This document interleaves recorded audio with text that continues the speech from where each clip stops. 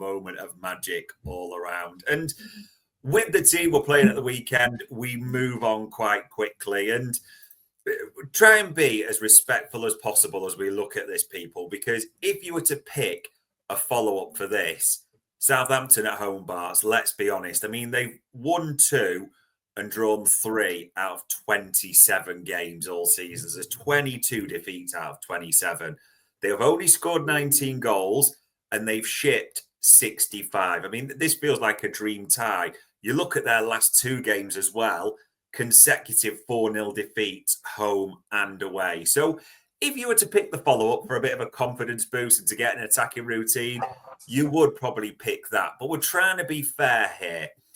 I look at their threats and there's not more than a couple of goals. Paul Onochua, I think it's pronounced, gave us a few problems in the Carabao, the big target man.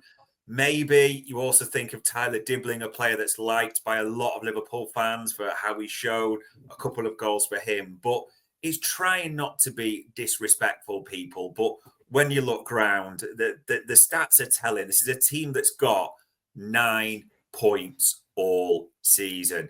I'm guessing we'll come to you with understat, Bart. It ain't going to look too much different from that picture I've painted there. No, I mean, they've scored 19 goals in 27 games. They've shipped 65 goals in 27 games. Got 9 points. So what should they have shipped? Or what should they have scored, right? They should have scored 30 goals. They're underperforming up front by 12 goals, right? 11.7. So they're running like that's, as Kenneth would say on UP, that's like Arctic cold. That's sub-zero. Yeah. That's like a cold street to get into a bit. I'll say too much in my end. But defensively, right? You think 65 bad. Understats actually got them. They should have conceded 75 goals. Wow. So they're actually overperforming by nearly 10 goals defensively, which is someone else. But Understat they should have got 15, nearly 16 points. So they are probably the wrong side of a bit of variance here and there. I seem to remember a few games they were ahead or whatever else, and they've just unfortunately not won. Sometimes it isn't, unfortunately. They're just not a good side in terms of process to see games out. Away, though, I would just want to see what the splits by, even worse. So they've only scored 10 goals away from home, should have scored 14, so it's not as bad. Away from home, shipped 28, should have conceded 32. So that, again, not as bad, but still, I mean, it's still not something you'd be like, yeah, that looks great. They got 5 points and they should have got 10. So their underperformance away from home is not as bad as home, which is a bit surprising. In terms of what our old favourite, looking at what they do for how many shots they concede and the rest of it. Shooting, just load that up. So what are they generally, I mean, shots. So the last few games, 9, 10, 11, they're sort of in and around 10 shots a game. Okay, that's generally what they're doing. And they generally about, I'd like to say four shots on target. 4 shots on target, to be nice. Southampton, against, though, what do they concede? They are conceding, that's nearly 20 shots, 15, 16. That's a lot of shots. And the problem they've got is that the number next to it is how many they should concede on target of that. So they're conceding over double figures on target as well. It's XG the last 2 games. I mean, that is definitely a worry. They're nearly conceded 4 XG against Brighton and 2.5 XG against Chelsea. And they only created, so on average, they're creating less than 1 XG. So, this is a game that I can't think of the words, not be too harsh, but it's a game, as you said, if you were going to handpick one to come off the back of a tough game away in Paris, you would probably pick this.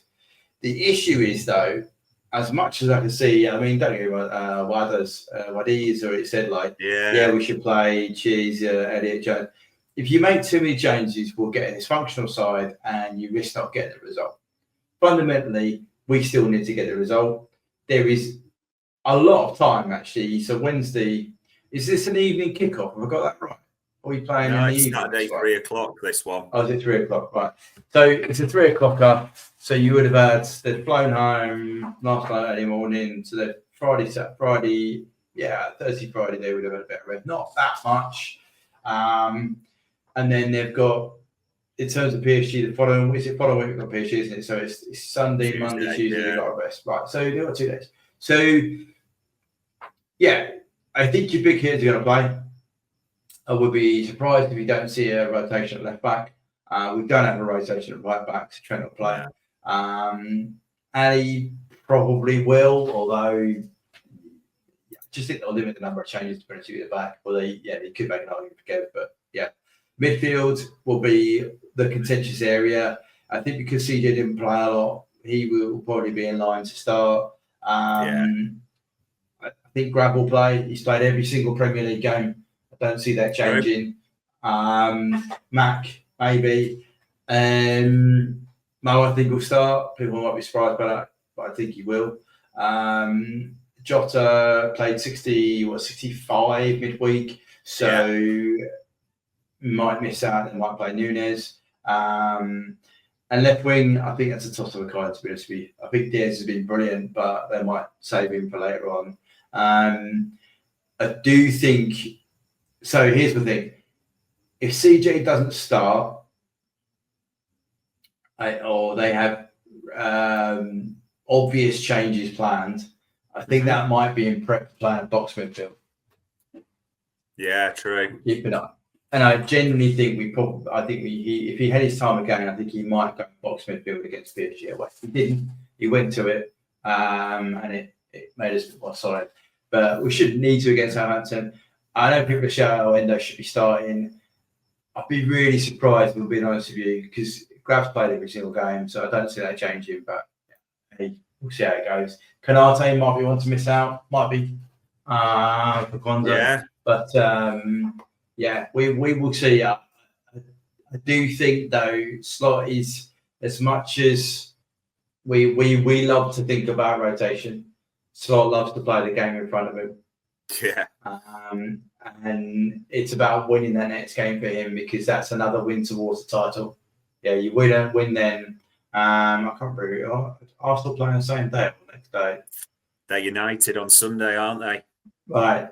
So if you think about that psychologically, you win that. That's 16 points clear. Massive, right? If we start well against Southampton, then you can make changes. And I think Slot said that Ipswich was a prime one. We started well. We get the result. It's just, I think there's a lot of evidence about he will start with an 11, try and get the result early doors, and then make the changes. I don't think we've seen a lot of evidence of him heavily rotating the league and then changing later on. So as much as we might all think they're going, they're lower than the rest of it, and I agree with that, I just don't see him changing a habit a lot of time. Left back, yeah, sure. One of the midfielders, okay. And then a rotation for left wing and a centre forward, maybe easy 3-4 changes max, I would suggest. Yeah, I agree. I don't think we're going to see the big shift around that people think, but we'll have to find out on Saturday. So there you go, people. Long story short, all the metrics sucked, but the ultimate one is that Harvey Elliott tucks it away, and somehow, mainly thanks to Alisson Becker, the Reds take a 1-0 lead into this second leg. All it leaves me to say, as ever, is Bart, for the time, the insight, and for somehow still making me feel positive about all those stats. It is much appreciated. No worries, anytime. And ladies and gents, that was another Stat Me Up for Anfield Index.